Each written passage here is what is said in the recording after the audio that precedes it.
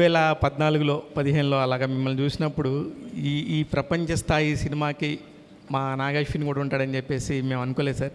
నిజంగా proud of you. మా రాజమౌళి గారు కాకుండా పక్కన ఇంకొక నాగశ్విన్ అనే చైర్ కూడా ఉండింది. ఇప్పుడు వెరీ ప్రౌడ్. ఎందుకంటే సినిమాని చూస్తున్నప్పుడు చిన్నపిల్లల్లాగా ఎంజాయ్ చేస్తున్న మనుషులు నేను చూశాను. ఒకటికి 2-3 సార్లు చూస్తే కానీ ఆ ఎంజాయ్మెంట్ ఫీలింగ్ని ఓకే అమ్మాయి చూసేసామన్న ఫీల్ రావట్లేదు. ఎనీవే దానికోసం first congratulations. Thank you sir. ఇకపోతే ఇప్పుడు మీరు తీసుకున్న క్యారెక్టర్స్లో కౌరవులు అనగానే మనకు ఆటోమేటిక్గా ఒక నెగిటివ్ ఫీలింగ్ ఉంటుంది. ఇప్పుడు మీరు చూపించిన 2 హీరో క్యారెక్టర్స్ కూడా, ఈవెన్ అమితాబ్ బచ్చన్ గారి క్యారెక్టర్ కానీ లేకపోతే కర్ణుడు క్యారెక్టర్లో ప్రభాస్ గారిని కూడా, ఈ 2 కూడా కౌరవులకు సపోర్ట్ చేసిన క్యారెక్టర్స్. వాళ్ళు యాజ్టీస్గా నెగిటివ్ పాయింట్ వైఫ్లో వెళ్తారు. మీరు అసలు అలా ఆలోచించినప్పుడు ఏ పాయింట్ని తీసుకొని వీళ్ళిద్దరిని హీరోలుగా పెట్టి తీద్దామనే ఆలోచన ఎలా వచ్చింది సార్? ఇకపోతే మీరు తీసిన మహానటి కూడా 40 సంవత్సరాల క్రితం చనిపోయిన వ్యక్తి తీసుకొని చేశారు. అదొక అద్భుతంగా అయింది. ఇప్పుడు కూడా మీరు చూస్తే కొన్ని వేల సంవత్సరాల క్రితం వెనకాల జరిగిన ద్వాపరయుగాన్ని మళ్ళీ ఇప్పుడు 800 సంవత్సరాల తర్వాత జరిగిపోయే కలియుగంలో జరగబోయే అంతాన్ని కూడా చూపించబోతున్నారు. ఎక్కడి నుంచి వస్తాయి ఈ థాట్స్? మీరు ఎట్లా స్టార్ట్ చేశారు అసలు ఫస్ట్? అంటే ఈ పర్టిక్యులర్ మూవీ ఐ థింక్ ఒక ఫస్ట్ టైం చూసి వాట్ ఎవర్ ఆ క్లైమాక్స్ అన్న ట్విస్ట్ అంటే ట్విస్ట్ అనుకోవచ్చు, అవన్నీ చూసిన తర్వాత రెండోసారి చూస్తున్నప్పుడు I feel it's almost a different film, new film. చాలా వేరే పర్స్పెక్టివ్తో చూస్తాం రెండోసారి. So I think it's definitely worth a second watch because for example ఆ కర్ణుడి యాంగిల్స్ చాలా ఉంటాయి. రెండోసారి చూస్తున్నప్పుడు విల్ బి లైక్, ఓ ఇక్కడ ఒక టిట్ బిట్ ఉందా, అక్కడ ఒక టిట్ బిట్ ఉందా అలా కనిపిస్తాయి. దట్ ఈస్ అండ్ ఎక్కడి నుంచి వస్తాయి థాట్స్ అంటే తెలియదు సార్. అంటే ఉంటాయి. అంటే మహానటిలో కూడా చూసుకుంటే చాలామంది క్యామియోస్ ఉంటారు. అంటే మీరు ఎప్పుడైనా చిన్నప్పుడు సినిమాలు చూసినప్పుడు అరే ఒక కొత్త స్టార్ని చూసినప్పుడు అరే ఈయన as an audience I maybe it's interest, maybe it's fun, నాకు ఇష్టమేమో సార్. మేబీ సడన్లీ ఒక క్యామియో లాగా ఎవరో తెలిసిన ఆయన వస్తే సినిమాలో ఒక it feels exciting. It's like one little bridge between this world and that world లాగా అనిపిస్తుంది. ఈ సినిమాలో కాన్షియస్లీ అన్నీ పెట్టుకోలేదంటే for example like Vijay is a cameo అనుకోవచ్చు, but also you need somebody to play Arjuna. So it's a role. So it is a role. అంటే Vijay I cast as a role properly, not as a guest thing anything. కల్కి యూనివర్స్లో 2nd, 3rd కూడా రాబోతున్నాయి. ఒకటి next వచ్చి question, Pawan Kalyan and Chandrababu Naidu garu అక్కడ government form చేయకపోతే ఆంధ్రప్రదేశ్లో ఇప్పుడు ఈ టికెట్స్ రేట్స్ ఇంత హైక్ ఇచ్చేవాళ్ళు అయి ఉండకపోయిండొచ్చు, లేకపోతే ఇంత నెంబర్స్ మీకు వచ్చి ఉండకపోవచ్చు. దీనికి సంబంధించి మీ అభిప్రాయం? అదంతా అవలే కదా సార్, హ్యాపీగా ఉన్నాం బేసిక్లీ. అదంతా అవలేదు కాబట్టి సాటిస్ఫాక్టరీ. నాగశ్విన్ గారు హాయ్. Hi sir. ఈ సినిమాలో వైజయంతి మూవీస్లో అవడే సుబ్రహ్మణ్యం దగ్గర నుంచి యాక్ట్ చేసిన వాళ్ళు అందరూ ఉన్నారు. నాని, నవీన్ పోల్శెట్టి ఎందుకు లేరు? 1 క్వశ్చన్.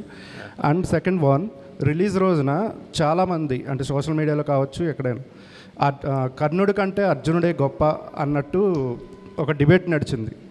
వీటికి మీరు ఏమంటారు? అంటే ఆ డిబేట్ రావడం అనేది చాలా మంచిది అనిపిస్తుంది sir basically.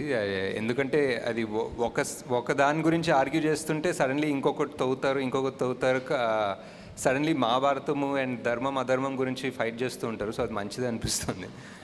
And Nani, Naveen ఈ సినిమాలో ఈ పార్ట్లో కుదరలేదు, బట్ డెఫినెట్లీ ఎక్కడ ఛాన్స్ దొరికితే అక్కడ పెట్టేస్తాను సార్. నాగశ్విన్ గారు, ఇది నాగశ్విన్ గారు కల్కి కథ అనుకోవచ్చా? మహాభారతం కాకుండా పూర్తి అంతే. ఈ టైటిల్ దొరికింది కాబట్టి నాగశ్విన్స్ కల్కి అని పెట్టిన అవసరం. ఇప్పుడు భారతంలో కృష్ణుడికి అశ్వత్థామకి పునర్జన్మ ఉంది, కర్ణుడికి లేదు. దాన్ని మీరు ఎలా తీసుకున్నారు? ఎక్కడి నుంచి అడాప్ట్ చేశారు? వీరమరణం పొందిన వాళ్ళంతా మోక్ష ప్రాప్తి పొందుతారని ఉంది భారతంలో. మన ప్రవచనకర్తలు కానీ పెద్దవాళ్ళ పుస్తకాలు కానీ ఈ కర్ణుడినే ఎంచుకోవడం కారణం ఏంటి? Part 2 sir. Part 2 okay. అయితే శంబాల నగరం అనే కూడా ఉంది ఆల్రెడీ. అక్కడ అతీంద్రమైన శక్తులు, మనుషులు ఉన్నటువంటి వ్యక్తులు, యోగులు, సిద్ధులు ఉన్నటువంటి ఉంటారు. అవును సార్. మరియమ్మ, తర్వాత ఇంకా క్రిస్టియన్స్ పేర్లు 3 వస్తాయి. దేశంలో వివిధ దేశాల మిగతా వాళ్ళు కూడా చాలామంది ఉన్నారు. టిబెటియన్స్ కానీ రకరకాల కానీ వీళ్ళందరూ అసలు ఎందుకు పెట్టడం కారణం ఏంటి? అంటే నాకు శంబాలా అనే కాన్సెప్ట్ చాలా ఇంట్రెస్టింగ్ ఎందుకు అనిపిస్తుంది అంటే సార్, శంబాలా అనేది మనం అనుకుంటాము అండ్ మన కల్చర్లో, మన హిందూ రిలీజియన్లో ఉంది, టిబెటన్లో ఉంది. టిబెటన్స్ కూడా శంబాలా అంటారు, షాంగ్రిలా అంటారు. పర్షియన్ రిలీజన్లో వాళ్ళకు ఒక సిమిలర్ ఐడియా ఉంది. వాళ్ళకు కూడా సేమ్ ఒక హిడెన్ ప్లేస్, వాళ్ళు కూడా మౌంట్ కైలాష్ దగ్గరే అనుకుంటారు. సో ఇంత వివిధ జాగ్రఫీస్, వివిధ లాంగ్వేజెస్, కల్చర్స్లో శంబాలా అనే పేరే ఉందనేది నాకు చాలా ఇంట్రెస్టింగ్ అనిపించింది. ఓకే. అండ్ దాన్ని రీఇంటర్ప్రిట్ చేస్తే ఇప్పుడు సిద్ధులు ఆర్ జ్ఞానులు వాళ్ళందరూ ఓన్లీ ఒకే ప్లేస్ నుంచి చెందిన అవసరం లేదు కదా సార్, అన్నీ ఆల్ ఓవర్ ద వరల్డ్ నుంచి రావచ్చు. అండ్ నేను క్రియేట్ చేసిన వరల్డ్లో వాళ్ళందరినీ హంట్ చేస్తున్నారు, వాళ్ళందరినీ దేవుడు అనేది బ్యాన్ చేశారు ఆ వరల్డ్లో. సో వాళ్ళందరూ ఎక్కడో దాక్కోవడానికి, తలదాచుకోవడానికి ఒక ప్లేస్ కావాలి. అండ్ ఆ ప్లేస్ శంబాలా ఎందుకు కాకూడదు అన్న థాట్ ప్రాసెస్ నుంచి వెళ్ళాను సార్. అంటే పేర్లు కూడా కొంచెం ఇదిగా ఉన్నాయి, ఎందుకు అలా పెట్టారు? మరియమ్మ, జాన్ ఏదో 2-3 క్రిస్టియన్స్ పేర్లు ఉన్నాయి. ఎవరు సార్? మరియమ్ అని ఉంది సార్. మరియమ్ అనేది యాక్చువల్లీ అన్ని లాంగ్వేజెస్ దాన్ని బేస్ చేసుకుని పెట్టారు. పెట్టుకున్నాం సార్. ఇంకోటి వాళ్ళు అతి శక్తులు ఉన్నప్పుడు దేనికోసం పోరాడుతుంటారు? అతీంద్రియ శక్తులు ఉందని పెట్టలేదు సార్. కొన్ని కథలో ఒరిజినల్ అంటే కొంతమంది అంటారు సార్, అది కూడా కల్పితమే కదా సార్, బికాజ్ ఎవరు శంబాలాకి వెళ్ళలేదు. సో వాళ్ళు ఆ శంబాలలో ఉన్న వాళ్ళకి అతీంద్రియ శక్తులు ఉన్నాయని మనకు తెలియదు. అది ఒక ఇంటర్ప్రిటేషన్, ఇది నా ఇంటర్ప్రిటేషన్.